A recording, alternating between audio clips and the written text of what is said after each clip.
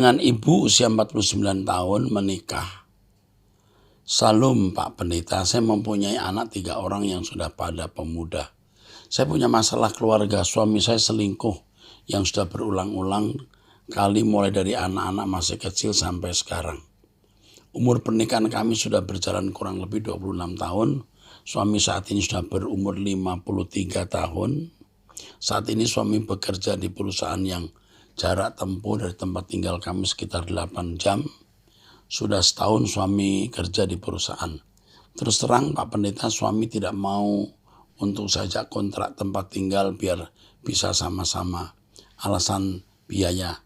Ternyata di balik alasan itu suami saya bahwa selingkuhan tinggal di kabupaten tempat ia bekerja saat ini dan tinggal bersama perempuan selingkuhan itu. Hubungan mereka sudah lama dari tahun 2019.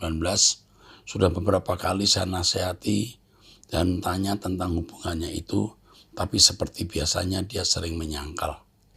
Saat ini saya bingung apa yang harus saya lakukan. Suami yang tidak pernah bertobat membuat hati istri dan anak-anak tersakiti.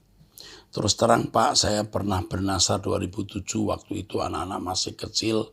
Suami selingkuh, saya bilang sama Tuhan, jikalau Tuhan mengubah suamiku, anakku yang perempuan satu-satunya akan sekolah di sekolah teologi Makassar.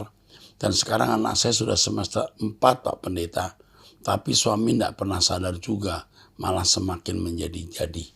Satu kali, waktu anak saya menangis dan bertanya kepada saya, Ma, sudah penuhi nasarnya Mama untuk teologi, tapi kenapa Tuhan tidak merubah Papa?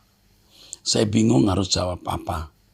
Yang menjadi pertanyaan saya, apakah diperbolehkan untuk bercerai dengan suami yang tidak pernah berubah? Bagaimana dengan firman Tuhan bahwa apa yang dipersatukan Tuhan tidak boleh diceraikan manusia? Kemudian Pak Pendeta, bagaimana dengan perasaan anak-anakku? Karena sampai saat ini saya bertahan karena mengikuti firman dan anak-anakku. Mohon penjelasannya Pak Pendeta. Oh iya Pak Pendeta, terus terang suami saya tidak mau melepaskan saya dan anak-anak saya.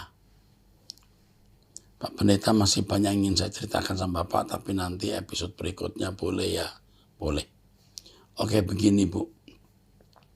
Yang pertama, mestinya Ibu tidak perlu harus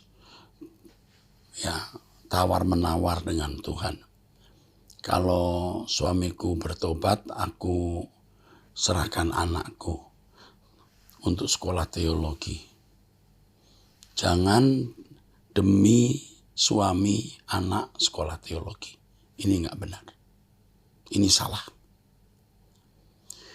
Kalau mau sekolah teologi, sekolah. Suami mau apa, mau bagaimana, tidak boleh menjadi alasan atau dasar mempersembahkan anak untuk melayani pekerjaan Tuhan. Jadi ini yang Ibu tidak boleh lakukan, tapi sudah terjadi. Dan sekarang setelah anak sekolah teologi, suami belum bertobat. Nah, apa yang harus dilakukan? Apakah harus berhenti? Tidak. Tetap sekolah teologi, melayani Tuhan. Ibu jangan cerai. Digantung saja. Kalau dia pulang, anggap seperti saudara. Bukan sebagai suami. Ibu harus tetap menjaga anak-anak ibu. Dan menganggap pria itu teman saja. Ya mungkin kalau ibu bisa menghindari hubungan badan, ya hindari saja. Saya tidak tahu Bapak atau suamimu kena penyakit atau tidak. Ya, saya kira itu cukup jelas. Saya ikut prihatin. Tapi Tuhan akan membela ibu. Tuhan akan menolong ibu. Ya, Tuhan akan membuat perhitungan untuk suami. Mengerikan keadaan suami itu nanti suatu hari.